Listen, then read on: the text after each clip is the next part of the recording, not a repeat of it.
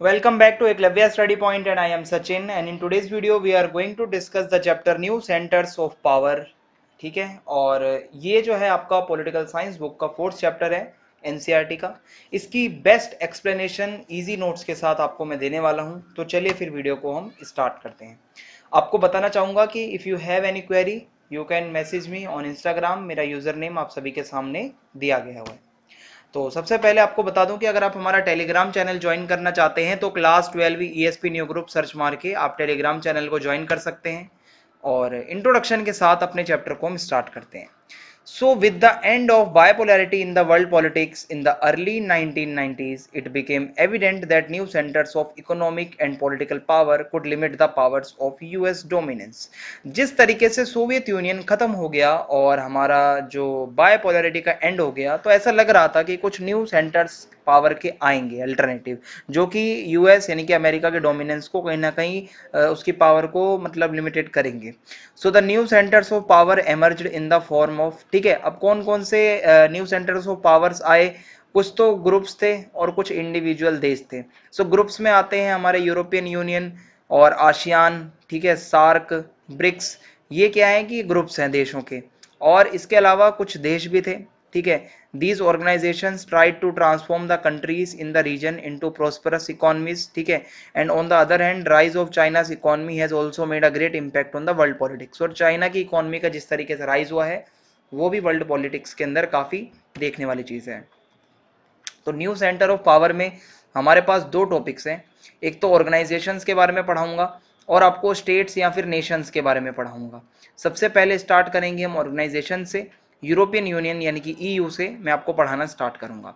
सो आइए वीडियो को आगे बढ़ाते हैं। यूरोपियन यूनियन नाम से पता चल रहा है कि इसके अंदर क्या है, ज़्यादातर यूरोपियन कंट्रीज हैं। अब आगे इसके और फीचर्स आपको बताता हूँ। इसके कुछ ओल्डर मेंबर्स हैं जैसे कि Austria, Belgium, Denmark, Finland, France, Germany, Greece and Ireland, Italy, Luxembourg, Malta, Netherlands, पुर्तगाल and Spain, Sweden. New members की बात करें तो एस्टोनिया, लैटविया, लिथुआनिया, पोलैंड, चेक, Romania, Slovakia, Hungary, Croatia, Slovenia, Bulgaria, Cyprus, UK, ठीक है। और यूके जो था ये एक फाउंडिंग मेंबर था, लेकिन ये 2020 में इसने इसको लेफ्ट कर दिया, ठीक है, छोड़ दिया। अब देखते हैं after world war second America extended massive financial help for reviving Europe's economy. It was called the Marshall plan. America ने बहुत ज़्यादा हेल्प करी फाइनेंशियल यूरोपियन इकोनॉमी को रिवाइव करने के लिए। इसी हेल्प को मार्शल प्लान के नाम से जाना जाता है। Under the Marshall Plan the Organisation for European Economic Cooperation was established. तो यही मार्शल प्लान के अंडर क्या हुआ था, OEEC को एस्टेब्लिश किया गया 1948 में। Another step in the direction of political cooperation was the establishment of the council of Europe. फिर 1949 में काउंसिल ऑफ यूरोप को है मतलब एस्टेब्लिश किया गया।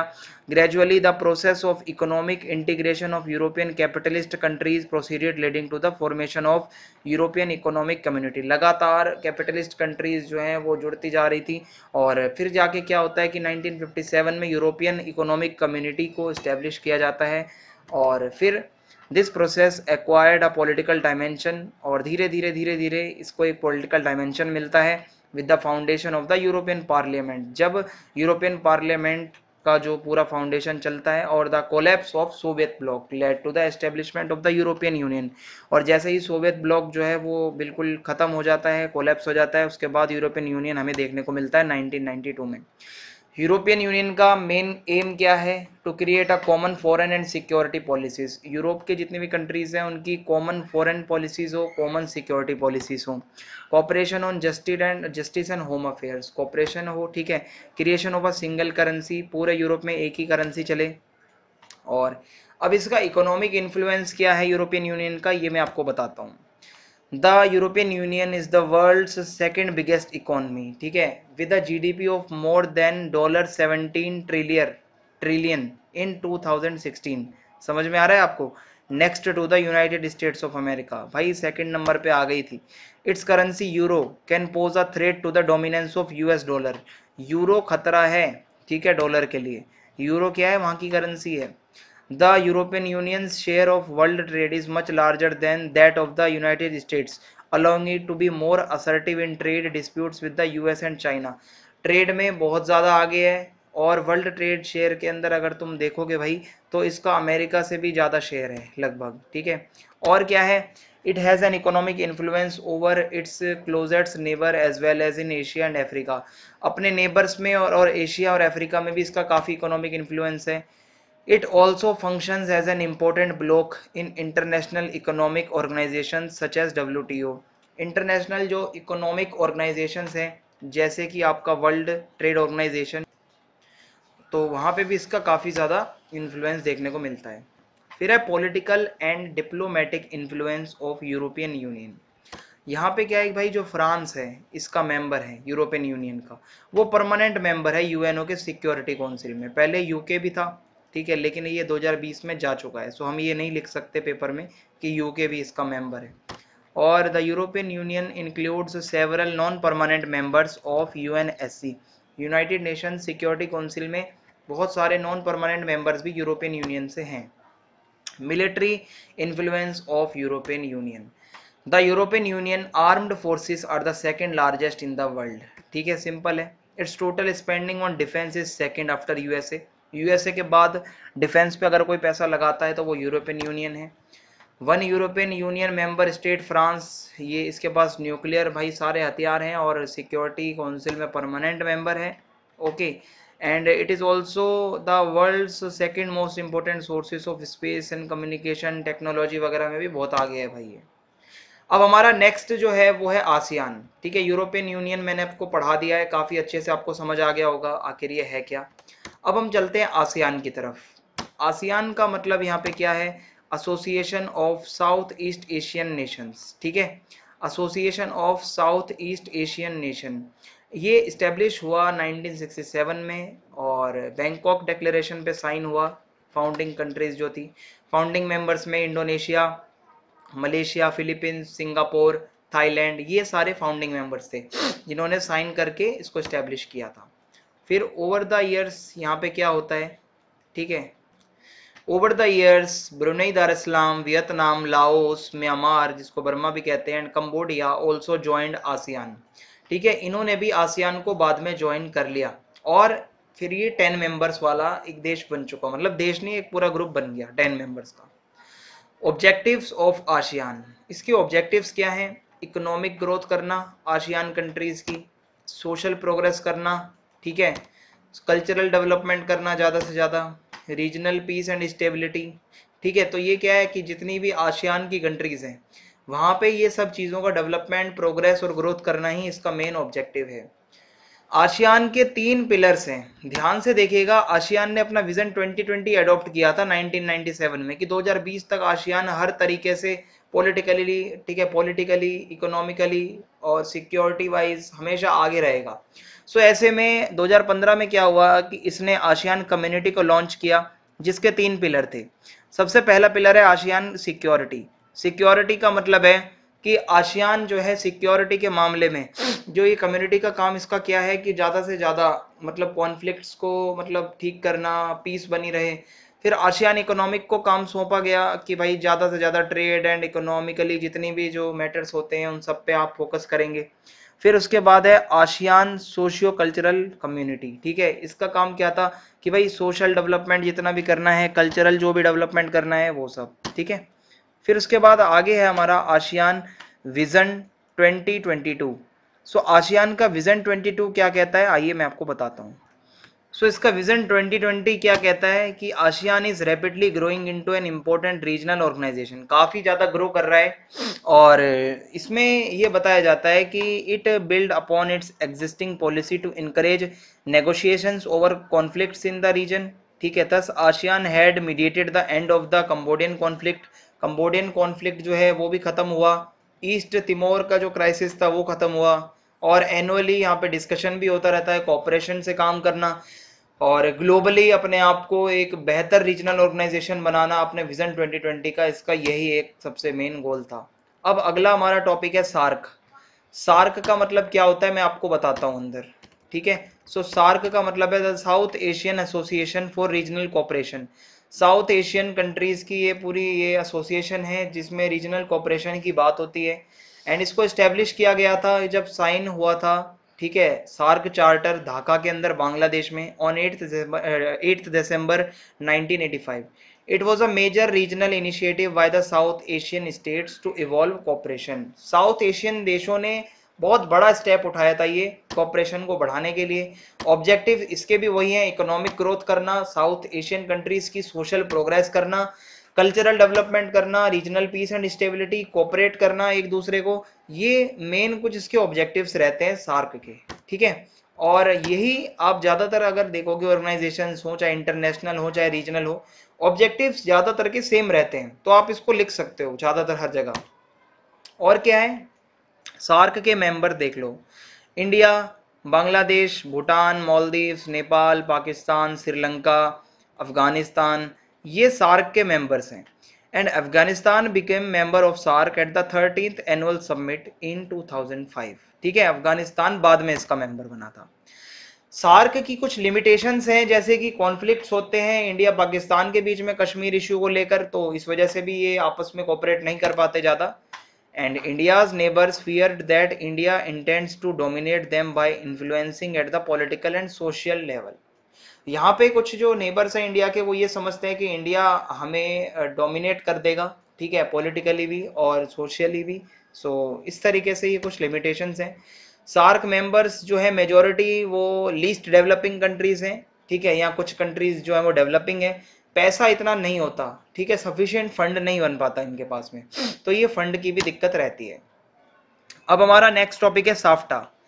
साफ्टा क्या है, इसी से कनेक्टेड है, इसको ध्यान से समझिएगा। ये जो कंट्रीज हैं ये साउथ एशियन कंट्रीज हैं, अफगानिस्तान, पाकिस्तान, नेपाल, बांग्लादेश, म्यांमार, ठीक है, इंडिया और श्रीलंका वगैरह, यहाँ से मतलब ये जो भी आपको दिख रही हैं ये सब क्या है आपकी, मालदीव्स, ये साउथ एशियन कंट्रीज हैं। The spirit behind the idea of SAFTA is that all countries in this region allow free trade, ठीक है, ये जितने भी इस रीजन में कंट्रीज हैं फ्री ट्रेड करेंगे आपस में। ये एग्रीमेंट को साइन किया गया था 2004 में, लेकिन ये कम ऑन इफेक्ट इनटू 1 जनवरी 2006, ठीक है, ये कब आया इफेक्ट में, 1 जनवरी 2006 में। अब जब जो हमारा अगला टॉपिक है वो है ब्रिक्स, ठीक है। ब्रिक्स का मतलब क्या होता है, पहले तो आप ये समझ लीजिए। ब्रिक्स के अंदर ब्राजील है, आर फॉर रशिया है, आई फॉर इंडिया है, सी फॉर चाइना है, एस फॉर साउथ अफ्रीका है। सो ये कंट्रीज ने मिलकर, ये क्या है, प्रोग्रेसिंग इकोनॉमीज हैं देश की, मतलब देश भर की, दुनिया भर की, और इन्होंने मिलकर ये ग्रुप को बनाया। क्यों बनाया, the term BRICS refers to Brazil, Russia, India, China and South Africa, and BRICS is an acronym for 5 emerging economies, ठीक है, और 5 एमर्जिंग इकोनॉमीज है दुनिया की, Brazil, Russia, India, China and South Africa. And ये पहले इसको ब्रिक कहा जाता था, ठीक है, इसको 2006 में मतलब इसको स्टैब्लिश किया गया था रशिया के अंदर। ब्रिक को ब्रिक्स कब कहा जाने लगा, जब इसमें साउथ अफ्रीका जुड़ गया in its first meeting in the year 2009। 2009 के बाद से इसको ब्रिक्स कहा जाने लगा, क्योंकि साउथ अफ्रीका का जो इनिशियल है एस वो जुड़ गया इसके अंदर। और उसके बाद है एनुअली इनके जो है सबमिट्स होते रहते हैं लीडर्स के। The 12th conference of BRICS was concluded in Russia, Russia में हुई थी 12th कॉन्फ्रेंस 2020 में, and it was chaired by Russian president Vladimir Putin, और उसके जो चेयरमैन थे वो प्रेसिडेंट पुतिन थे। फिर इसके ऑब्जेक्टिव्स क्या हैं, to cooperate and distribute mutual economic benefits, जितने भी इसमें देश हैं एक दूसरे के जो है इकोनॉमिक बेनिफिट्स हों, कोऑपरेशन बढ़े among its members, besides non interference in the internal policies, लेकिन किसी की इंटरनल पॉलिसीज में कोई इंटरफेयर नहीं करेगा, ठीक है, ये सब इसके कुछ मेन जो है ऑब्जेक्टिव्स हैं। अब हम नेशंस की बात करते हैं, तो रशिया सबसे पहले आता है, रशिया से मैं स्टार्ट करूंगा। फोटो आपके सामने व्लादिमीर पुतिन का है, और रशिया अपने आप में बहुत ही ज्यादा खतरनाक देश है। अब रशिया में है क्या, मैं आपको समझाता हूं अच्छे से, ठीक है। मॉस्को इसकी कैपिटल है, and even before the disintegration of Soviet union के डिसइंटीग्रेशन के पहले भी रशिया काफी लार्जेस्ट पार्ट इसका कवर करता था, और Russia emerged as the strong successor of USSR, और यूएसएसआर का ये एक स्ट्रॉन्ग सक्सेसर बनकर उभरा after the dissolution of the Soviet Union, ठीक है। और Russia has emerged as one of the powerful country in the global world, दुनिया भर में एक शक्तिशाली देश है भाई, ये पावरफुल कंट्री है, और काफी इसके वास्ट रिजर्व्स हैं नेचुरल रिसोर्सेज के, मिनरल्स के, गैसेस के, नेचुरल गैसेस के। In addition Russia is a nuclear state, nuclear power है भाई, और काफ़ी सोफिस्टिकेटेड वेपन्स भी है इसके पास, and it is also a permanent member of the UN security council. So यहाँ से आप समझ ही सकते हैं।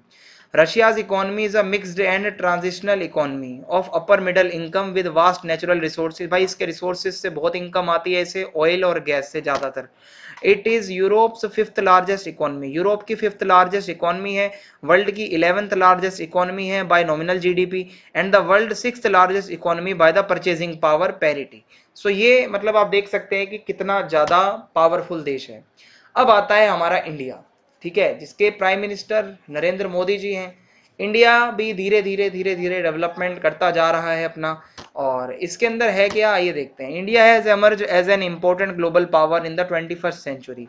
आज की इस दुनिया में इंडिया का एक बहुत इंपॉर्टेंट रोल है। The world is experiencing the power and the rise of India in a multi dimensional way. अलग अलग तरीके से इंडिया अपना डेवलपमेंट कर रहा है। With the population of 135 crore, more than 135 crore हमारी पॉपुलेशन हो चुकी है, इवन 140 क्रॉस कर चुके हैं हम। The economic cultural strategic position of country is very strong. हमारी कंट्री की इकोनॉमिक कल्चरल और स्ट्रेटेजिक पोजीशन काफी अच्छी है। The military of India is self sufficient. हमारी मिलिट्री काफ़ी अच्छी है, आर्मी काफ़ी अच्छी है। इंडिजीनियस न्यूक्लियर हमारे पास टेक्नोलॉजी है, न्यूक्लियर पावर है हम, ठीक है, कोई दिक्कत नहीं है भाई। मेक इन इंडिया स्कीम जो है वो क्या है कि हमारे यहाँ की बहुत ही ज़्यादा अच्छी स्कीम है, ठीक है, जो कि साइंस टेक्नोलॉजी के मामले में एक नेक्स्ट लेवल इंडिया को लेके जा रही है, इंडियन इकोनॉमी को। सो ये सारी बातें आती हैं इसमें। अब इसके बाद अगर आपको यहाँ तक ये समझ में आया हो तो आपको क्या है कि भाई पता चल रहा होगा कि ये जो चीज़ें मैं आपको पढ़ा रहा हूँ ना, ये वो सारी कंट्रीज हैं जो भाई धीरे धीरे धीरे धीरे यूएस को, अमेरिका को कहीं ना कहीं टक्कर दे सकती है, ठीक है। और सार्क के बारे में भी आपको समझ आ गया होगा, साफ्टा समझ आ गया होगा, ठीक है। आगे बढ़ते हैं। अब रशिया मैंने आपको बता ही दिया है कि भाई रशिया के अंदर जो जो इंपॉर्टेंट बातें थी कि किस तरीके से ये पावरफुल बन रहा है। इंडिया के अंदर, भाई इंडिया के अंदर क्या इंपॉर्टेंट है मैंने आपको बता दिया है कि भाई धीरे धीरे हम, अगर आप देखोगे इकोनॉमी के मामले में आगे बढ़ते जा रहे हैं, ठीक है। और अगर आप देखोगे स्ट्रेटेजिक, अगर आप देखोगे डिप्लोमेसी देखोगे इंडिया की, वो भी बहुत अच्छी है। अभी करेंटली रशिया यूक्रेन की जो वॉर चल रही थी, इसमें कोई भी देश ये नहीं कह सकता था इंडिया को फोर्स करके कि आप रशिया को क्रिटिसाइज कीजिए। हमने इतनी अच्छी अपनी डिप्लोमेसी बना रखी है। सो ये होता है एक मतलब अच्छी पावर की निशानी। फिर अब है हमारा नेक्स्ट टॉपिक इजराइल। इजराइल में क्या है आइए मैं आपको बताता हूँ। देश छोटा सा है, लगभग 85 लाख इसकी पॉपुलेशन है, लेकिन इसमें से 35 लाख तो सिर्फ आर्मी में लोग काम करते हैं। तो आप समझ जाइए कितना खतरनाक होगा अंदर से। बताता हूँ आपको आगे। Israel has also emerged as an one of the most powerful nations. एक काफी पावरफुल नेशन बनकर 21st सेंचुरी का आया है Israel. Science, technology, defence, intelligence के मामले में इजराइल की क्या भाई बात है, मतलब बहुत ही ज़्यादा आगे डेवलप हो चुका है। Israel has reached to the new heights of global political standing by virtue of its indomitable defence provisions, ठीक है।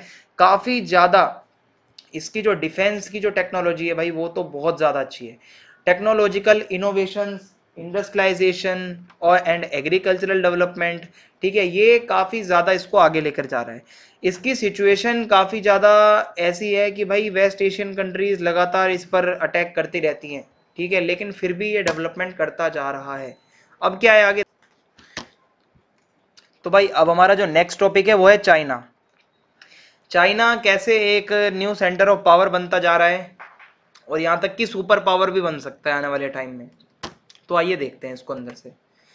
चाइना's economic success since 1978 has been linked to its rise। 1978 के बाद चाइना का राइज हुआ है, इससे पहले चाइना कुछ भी नहीं था। जी हाँ, चाइना कुछ भी नहीं था इकोनॉमी के मामले में। फिर उसके बाद इसकी जो फास्ट ग्रोइंग इकोनॉमी जो हमें देखने को मिली है वो तो आप सब जानते ही हो। China has been growing as an economic power since 1978। 1978 से ये ग्रो कर रहा है और ऐसा माना जाता है कि इकोनॉमी के मामले में ये अमेरिका को भी ओवरटेक कर जाएगा 2040 तक। फैक्टर्स लाइक पॉपुलेशन, पॉपुलेशन काफ़ी इसकी अच्छी है भाई, बहुत बड़ी है, नंबर 1 दुनिया में। लैंड मास काफ़ी ज़्यादा है इसका, इसके पास रिसोर्सेज बहुत हैं, इसकी लोकेशन काफ़ी अच्छी है, पॉलिटिकल इन्फ्लुएंस है इसका काफ़ी ज़्यादा। तो ये इसको एक स्ट्रॉन्ग इकोनॉमी बना रहा है। और क्या है, अंडर द लीडरशिप ऑफ माओ 1949 में माओ के लीडरशिप में the economy of the communist China was based on the Soviet model. China की इनिशियली जो इकोनॉमी थी वो सोवियत मॉडल पर बेस्ड थी, ठीक है, और कैपिटलिज्म से दूर था China. At that time China was economically backward, China काफ़ी ज़्यादा बैकवर्ड था, कैपिटलिस्ट नेशन से काफ़ी ज़्यादा दूर रहता था और अपने ही रिसोर्सेज को यूज़ करता था। और क्या है भाई, the model was to generate a state owned heavy industries sector from the capital accumulated from agriculture. खेती से, एग्रीकल्चर से जो भी कैपिटल पैसा निकलता था उसी को फिर हैवी इंडस्ट्रीज में वो लगाता था। Due to the shortage of foreign exchange, ठीक है, फॉरेन एक्सचेंज तो था नहीं इनके पास, तो मतलब टेक्नोलॉजी और गुड्स वगैरह ये वर्ल्ड मार्केट से नहीं ले सकता था। सो ज़्यादातर ये क्या करता था कि सब्सिट्यूट्स अपने घर में ही बना लेता था, ठीक है, डोमेस्टिक गुड्स खुद ही मतलब घर में ही बना लेता था। This model empowers China to utilize its resources and help to establish the foundations of an industrial economy. So यही धीरे धीरे धीरे धीरे इस मॉडल से इन्होंने अपने आप को एक इंडस्ट्रियल इकोनॉमी बनाया। फिर क्या हुआ, employment and social welfare was assured to all the citizens. Employment काफ़ी सही था, सोशल वेलफेयर के लिए काम करता था चाइना, क्योंकि भाई सोशलिज्म था वहाँ। China moved ahead of most developing countries in providing better education and health facilities. बहुत सारे डेवलपिंग कंट्रीज से चाइना आगे निकल गया एजुकेशन के मामले में, हेल्थ फैसिलिटीज के मामले में। और ये जो फोटो है ये माओ की है, ठीक है। स्टार्टिंग में कम्युनिज्म, ठीक है, सोशलिज्म, इसको बहुत फॉलो हो रहा था, मतलब इसको बहुत फॉलो कर रहा था चाइना स्टार्टिंग से ही। इसकी इकोनॉमी शुरू में नहीं थी अच्छी इतनी।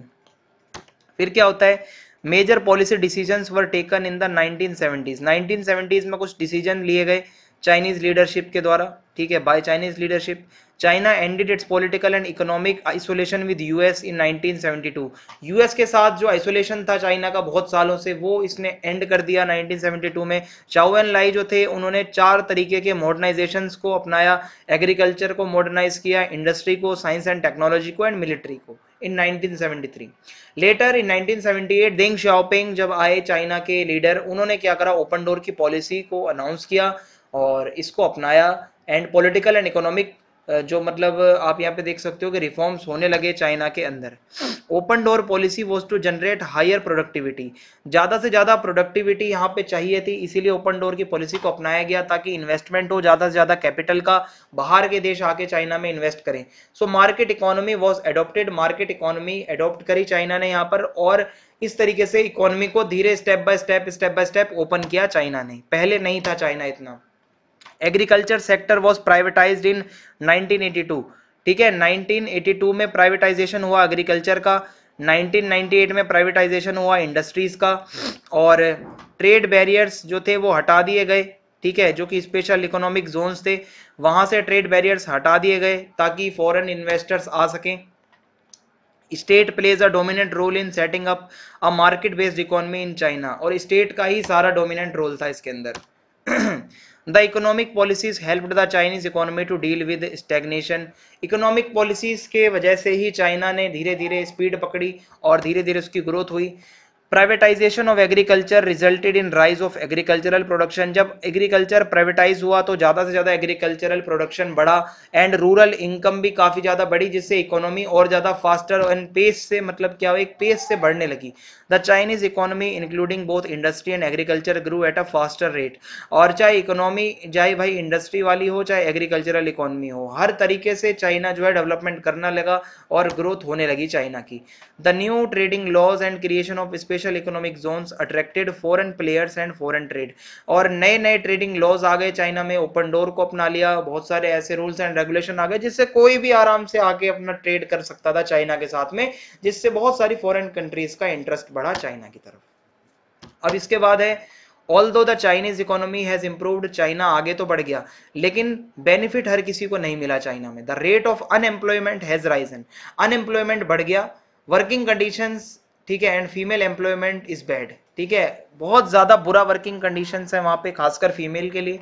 एनवायरमेंटल डिग्रेडेशन हो रहा है भाई, इतना ज्यादा अगर डेवलपमेंट होता है इंडस्ट्रीज का तो पोल्यूशन बढ़ता है, करप्शन काफी ज्यादा बढ़ रहा है, इकोनॉमिक इनइक्वालिटी आ रही है, क्योंकि कैपिटलिज्म में क्या होता है, इनइक्वालिटी आ जाती है, गरीब लोग गरीब हो जाते हैं, अमीर लोग और ज्यादा अमीर हो जाते हैं, तो ये रूरल और अर्बन के बीच में इनइक्वालिटी आ गई। अब हमारा नेक्स्ट टॉपिक है जापान। जापान के बारे में क्या है आइए मैं आपको बताता हूं। Japan is famous for producing high technology products Some of the well-known Japanese products or brands are Sony, Panasonic, Canon, Suzuki, Honda, Toyota, Mazda. ठीक है, ये अलग अलग कुछ ब्रांड्स हैं. It has progressed very well despite of the destruction faced during the Second World War. Hiroshima and Nagasaki पे जब nuclear bombing हुई थी, उसके बावजूद इसकी प्रोग्रेस हो रही है जापान की. Japan is the second largest contributor to the regular budget of the UN. UN के बजट में कंट्रीब्यूट करता है, almost contribute around 10%. Since 1951 Japan has a security alliance with USA. USA के साथ इसके अलायंस है. According to article 9 of the Japanese constitution, Japan का जो आर्टिकल 9 है कॉन्स्टिट्यूशन का, वो ये कहता है people of Japan won't use force as a means of settling international disputes. ठीक है, so Japan spends only 1% of its GDP on its military expenditure. सिर्फ 1% अपनी जीडीपी का मिलिट्री पर लगाता है, लेकिन फिर भी 7th लार्जेस्ट मिलिट्री है जापान की पूरी दुनिया में. थस जापान में also become an alternative centre of power. इसलिए जापान भी एक अल्टरनेटिव जो है पावर का सेंटर बन सकता है. फिर उसके बाद हमारा अगला टॉपिक आता है साउथ कोरिया. साउथ कोरिया के अंदर क्या है ऐसा, आइए आपको बताता हूं. Korea is divided into 2 major regions. ये पूरा कोरिया जो है इसको 2 पार्ट्स में डिवाइड किया गया था. नॉर्थ कोरिया है अलग देश, साउथ कोरिया अलग देश है. ठीक है, North Korea Democratic People's Republic of Korea भी कहलाता है. ठीक है, और साउथ कोरिया जिसको रिपब्लिक ऑफ कोरिया भी कहते हैं. फिर उसके बाद है due to the Korean war during 1950 to 53 and the cold war, tensions has further intensified the rivalries between these two sides. Cold war के समय बहुत ज़्यादा ये सब हुआ, खासकर कोरियन वॉर जो चला 1950 से 53 तक. Both the Koreas became UN members. और यूएन के मेंबर्स तो भाई दोनों ही कोरिया हैं, नॉर्थ कोरिया भी साउथ कोरिया भी, 1991 से ही. In Asia South Korea emerged as a centre of power. और एशिया में साउथ कोरिया एक पावर की तरह एमर्ज हुआ है. In the year 2017 its economy stood 11th largest in the world. 11th economy बन चुका है. Its military expenditure was 10th largest. Military expenditure काफ़ी अच्छा है इसका भाई. द ह्यूमन डेवलपमेंट इंडेक्स, ठीक है, जो HDI रैंक है वो 18 है भाई. काफ़ी होती है भाई, बहुत ज़्यादा है as per the report of 2016. Some of the significant factors mainly responsible for high human development include successful land reforms. Land reforms वहाँ के काफ़ी अच्छे हैं, सिक्योरिटी वहाँ की अच्छी है, रूरल डेवलपमेंट काफ़ी अच्छा है, रिसोर्सेज का डेवलपमेंट काफ़ी अच्छा है, और काफ़ी ज़्यादा इकोनॉमी की अभी वहाँ पे ग्रोथ हो रही है. सो ये साउथ कोरिया के बारे में आपको बताना था. ये सारे हमने पावर्स के जो अल्टरनेटिव सेंटर्स हैं वो मैंने आपको पढ़ा दिए हैं, न्यू सेंटर्स. अगर आपको वीडियो पसंद आई हो तो चैनल को ज़्यादा से ज़्यादा सब्सक्राइब करिएगा, ज़्यादा से ज़्यादा वीडियो को लाइक करना और वीडियो को ज़्यादा से ज़्यादा शेयर करें. जय हिंद, जय भारत. बहुत बहुत धन्यवाद आप सभी का. मिलते हैं हम अपनी नेक्स्ट वीडियो में, और नोटिफिकेशन बेल को आप प्रेस करना बिल्कुल भी ना भूलें. सो सी यू.